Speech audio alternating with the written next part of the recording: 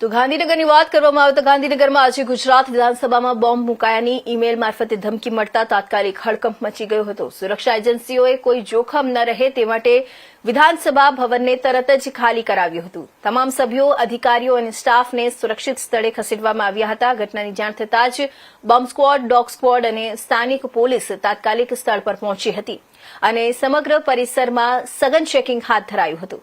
દરેક ખૂણાની તપાસ બાદ કોઈ શંકાસ્પદ વસ્તુ ન મળતા રાહતનો શ્વાસ લેવાયો હતો। ચેકિંગ પૂર્ણ થયા બાદ ફરીથી તમામને વિધાનસભામાં પ્રવેશ આપવામાં આવ્યો અને નિયમિત કામગીરી શરૂ કરવામાં આવી।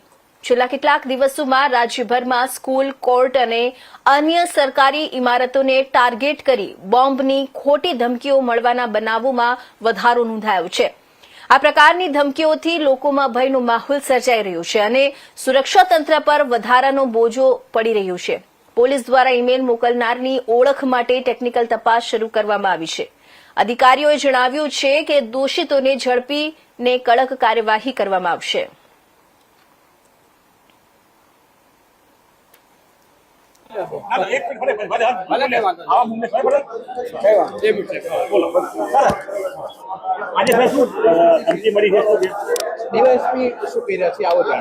આજે જે બોમ્બ બાબતેની ધમકી મળેલી છે એ અનુસંધાને તુરંત જ બીડીડીએસની ટીમો દ્વારા જે પ્રિમાઇસીસ છે ચેક કરવામાં આવેલ છે અને હાલ ચેકિંગની પ્રક્રિયા ચાલુ છે।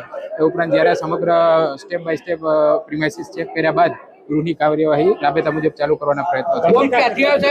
એ આપને કહીશું, અમે મેલ આપને જાણ કરશું। મેલનો સ્ટડી કરીને આપને જાણ કરશું કોન્ફરન્સ। ખાલી કરી છે આ બાબતે મને કોઈ માહિતી નથી। સરકાર એલર્ટ છે આવા પ્રકારના લોકોને અસામાજિક તત્વો હોય એની સાથે કડકમાં કડક કાર્યવાહી કરશે એવું મને પૂરેપૂરું ડિપાર્ટમેન્ટમાં કરું છું। ચોક્કસ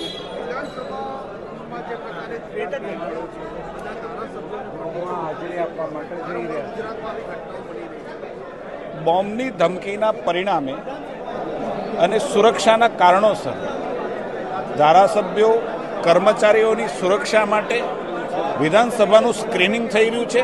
મને એમ લાગે છે કે સ્ક્રીનિંગ હવે પૂરું થયું છે ને એટલા માટે ધારાસભ્યોને ફરીથી વિધાનસભા ગૃહની અંદર બોલાવવામાં આવ્યા છે। ફરીથી વિધાનસભાની કાર્યવાહી